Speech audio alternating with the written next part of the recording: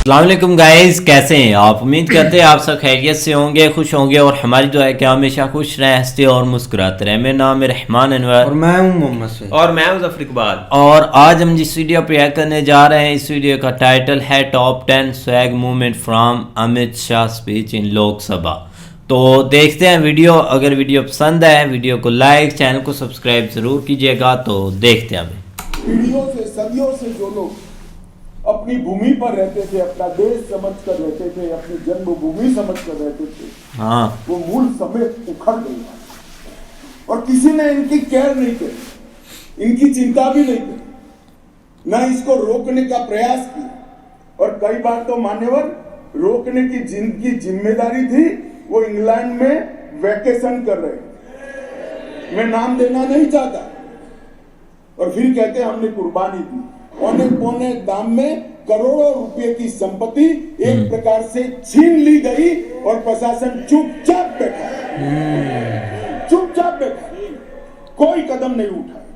और मान्यवर हमने इसका रास्ता ढूंढा, नया कानून बनाया और वो रिट्रोस्पेक्टिव इफेक्ट से उनको वापस देने का काम भारतीय जनता पार्टी की नरेंद्र मोदी सरकार। ये पूछते हैं क्या हुआ, क्या हुआ था वो भी बताया और अब क्या हुआ वो भी बताया। और बहुत बोले हो, धैर्य रखना सुनने का, आज जरा धैर्य रखकर सुनना। और मेरा निवेदन है, जितने बैठे कम ही बैठे हैं, चले न जाए। जो लोग कहते थे कि क्या हुआ, आप तो मूल से ही कटे हो साहब, मूल के साथ संपर्क ही नहीं, कैसे मालूम पड़ेगा बदलाव क्या हुआ। इंग्लैंड में वैकेशन कर कर जम्मू कश्मीर के बदलाव का अनुभव नहीं कर सकते मान्यवर। क्या बात है। हमने दादा बैठो, दादा बैठो, आपको नहीं कह रहा हूं दादा बैठ जाइए। आप कहां कश्मीरी हो? यहां कांग्रेस के ढेर सारे मित्र बैकवर्ड क्लास करते हैं। कुछ नेता होते हैं जिनको हाथ में कुछ लिखकर पकड़ा लो तो 6 महीने नया कागज ना आए तब वही बोलते रहे वही बोलते रहे, बैकवर्ड क्लासिक। भाई पहले आपका इतिहास तो देखो मान्यवर। मैं ऐतिहासिक सत्य के साथ इस सदन के अंदर स्टेटमेंट करने में झिझक नहीं रहा हूं कि बैकवर्ड क्लास का सबसे बड़ा विरोध और बैकवर्ड क्लास को रोकने का काम कोई एक पार्टी ने किया है तो कांग्रेस पार्टी ने।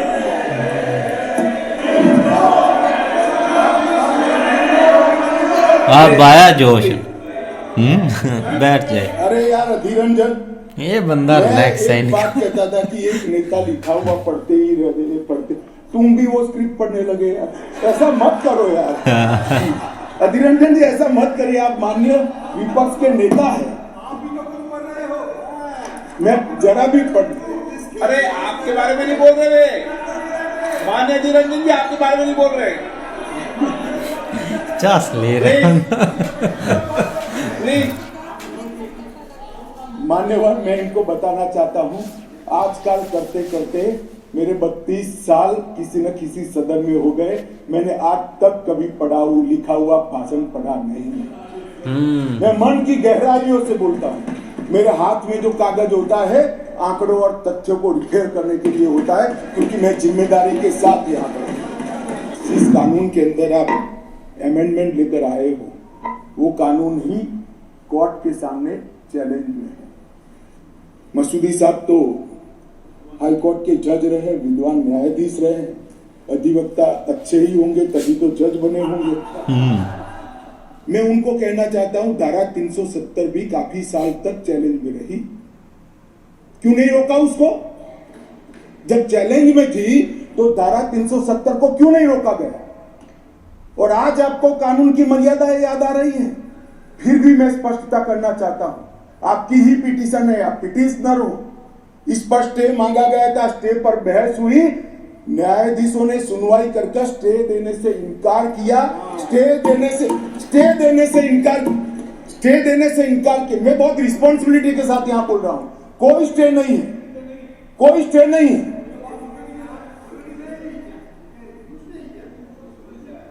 कहा कि हम समाज करेंगे, एडमिट किया है, जो एडमिट खुद ही होता है कि नहीं, एडमिट होने से कुछ नहीं होता, स्टे करना पड़ता है, ऑर्डर में स्टे करना पड़ता है।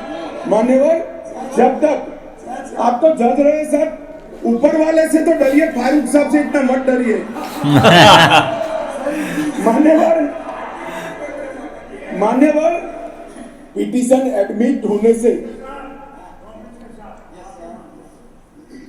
को डराता नहीं, फिर भी डरते हैं, बोलिए। मेरा काम डराना नहीं, आप लोगों का काम है डराना, हम डराते हैं। मान्यवर कहा है उसका जवाब मैं आपके बाद दूंगा। नहीं दे सकते।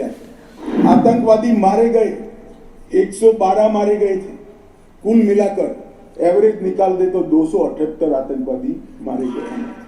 मान्यवर, वापिस लौट गए, पहले 18 वापिस लौटे थे, अब 281 वापिस लौट गए। पाकिस्तान दादा बुलवाना चाहते, बंगाल में पहुंच जाते हुए यहाँ बैठे हुए। 370 के कारण आतंकवाद घटा है, आतंकवाद जाने के कारण, कम होने के कारण वहां अच्छा वातावरण हुआ है, इसी के कारण ये सब डेवलपमेंट हुआ है। वरना IIM न होता, ना एम्स होता, कुछ न होता। आप नहीं समझ पाओगे, जब हमारा सरकार बंगाल में आएगा, वातावरण सुधरेगा और विकास होगा, तब मालूम पड़ेगा क्या परिवर्तन।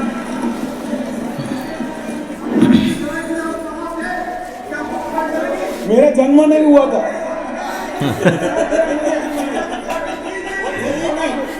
मान्यवर,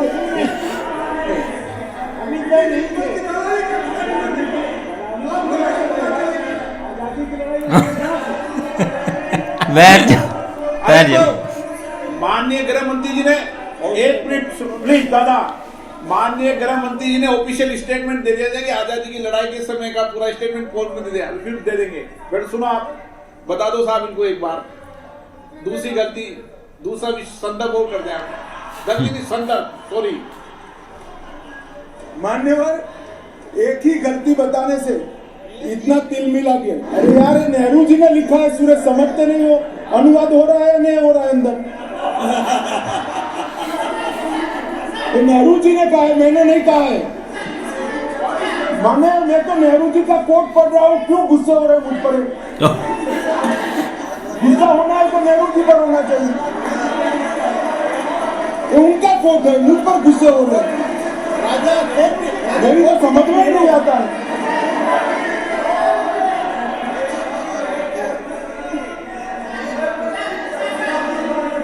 मान्यवर, ये खामखाम मुझ पर गुस्से हो रहे हैं। मैंने जो पढ़ा है वो नेहरू जी ने स्वयं शेख अब्दुल्ला जी को लिखा हुआ है, और गुस्से होना है तो जवाहरलाल नेहरू जी पर उनको होना चाहिए। क्या बात है यार, मोटा भाई। लेकिन इधर यार लोकसभा में काफ़ी ज़्यादा एक मज़ा आता होगा जब एक डिबेट होती है, मतलब कि एक दूसरे को जब वो बोल रहे होते हैं तो इधर से उठ जाते हैं, नहीं नहीं ये गलत है, और ऐसे ऐसे इधर वाला सही पॉइंट बोलता है ना। जब जैसे स्टार से अमित शाह ने बोला कि उन्होंने ये सब किया था, तो इधर ने बोला सबसे शेम शेम, इन्होंने ऐसे गलत किया था।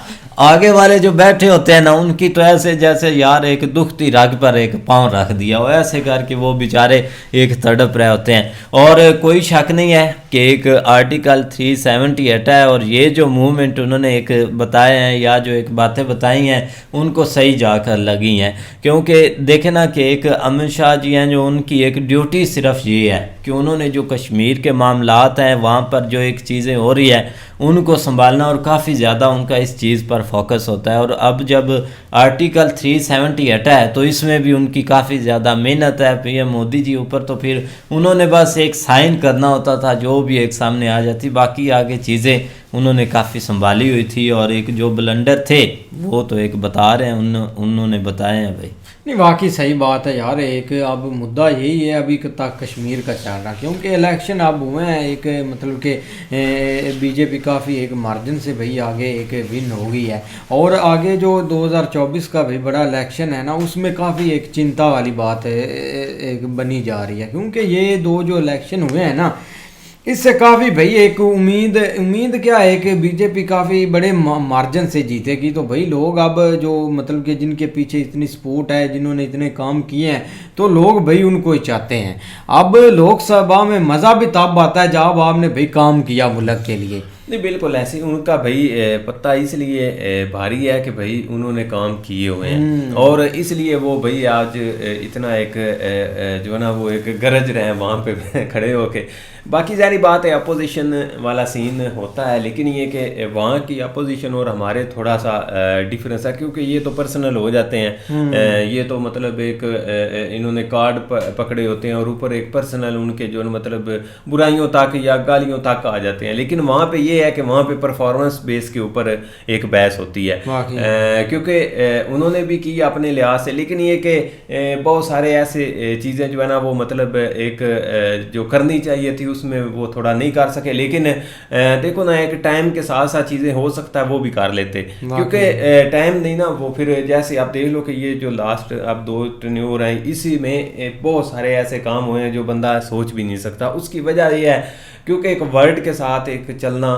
बहुत ज़रूरी होता है। तो वहाँ पे एक कैपेसिटी ये थी कि लोग या वहाँ की हुकूमत जो है ना वो इस चीज़ के ऊपर फोकस किए हुए थी कि वो चल भी रहे थे। लेकिन ये कि अब इनके पास वो टाइम एक इन्होंने कैच किया और उसमें उन्होंने ये सारी चीज़ें की जिसका आज आपके सामने रिजल्ट भी है और आगे बहुत सारी ऐसी चीज़ें होनी हैं जो कि आप देखते जाएँ। बाकी भाई अहमद शाह के ऊपर आए तो वो उनमें काफ़ी इस चीज़ की कैपेबिलिटी है कि उनको जो जिम्मेदारी दी हुई उन्होंने बहुत एक अच्छे तरीके से निभाई है, बगैर किसी डर बगैर किसी खौफ के। डर किस चीज़ का होना था, कोई डर नहीं था, ये बस एक हवा बना हुआ था और उन्होंने एक इजी तरीके से आप देख लो ये काम तो किया। ऊपर से पीएम मोदी जी ने यकीन करो कल पहले दिन तो लोगों को इतना फील नहीं हुआ, लेकिन मैं कल देख रहा था कि जो उनकी उर्दू ट्वीट है ना यार, ऐसे लोग जो है ना वो मतलब एक उसको आप कह लें कि वो ट्वीट ऑफ हिस्ट्री कह रहे थे कि एक मतलब अगर कोई समझे ना लेकिन लोगों ने समझना नहीं। उन्होंने हमारे लोगों ने इस तरह हमें उलझाया हुआ है कि वो इस चीज़ के ऊपर आने नहीं दे रहा है, लेकिन उन्होंने एक विक्ट्री ट्वीट की है उर्दू में जो उन्होंने की है। बहुत सारे लोग कहते हैं कि नहीं यहाँ पे भी उर्दू बोल ली जाती है, ये है वो कोई ऐसा सीन नहीं। लेकिन इधर जो जिनको की है या जिनको दिखाया है ना वो इस चीज़ को समझ गए हैं कि हमारे लिए थी। उनके कान लाल हुए पड़े हैं, बेचारे देख रहे हैं कि ये हमारे साथ हो। बाकी एक कश्मीर भाई एक अब कश्मीरियों की भी बात करें तो लोग काफ़ी उधर खुश हैं, उधर जश्न मनाया जा रहा है। लोगों के रिव्यू सुनकर बंदा हैरान हो जाता है, क्योंकि ये मुफ्ती और अब्दुल्ला शफीक या क्या इनका ना इनके जी इनसे भाई उनकी जान छूट गई है। वो तो काफ़ी अब पर्सनली हो गए सीरियस, अब यहाँ तक के गाली पर उतर आए हैं जब से ये चीज़ हुई है। लेकिन उनको कंट्रोल अब हो जाएगा उन पर। नहीं बिल्कुल ऐसे ही है, लेकिन ये कि भाई इधर भी अब आप समझे तो ये हमारे भी बहुत एक बैक फुट के ऊपर ये मुद्दा चला गया है क्योंकि अगर वहाँ के लोगों के रिव्यू देखे ना तो वो हमारे हालात से एक इंच जो है ना वो वाकिफ हो चुके हैं कि पाकिस्तान के सिस्टम क्या है।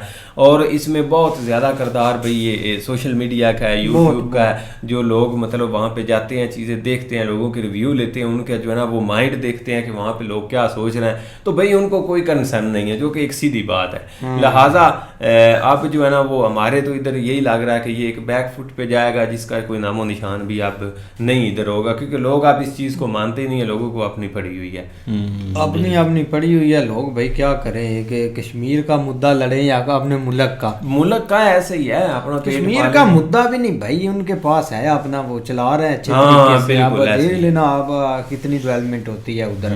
बाकी अच्छी वीडियो थी, उम्मीद करते हैं आपको पसंद आएगी। अगर पसंद आए वीडियो को लाइक, चैनल को सब्सक्राइब जरूर कीजिएगा। मिलते हैं नई वीडियो के साथ, तब तक के लिए अल्लाह हाफिज़।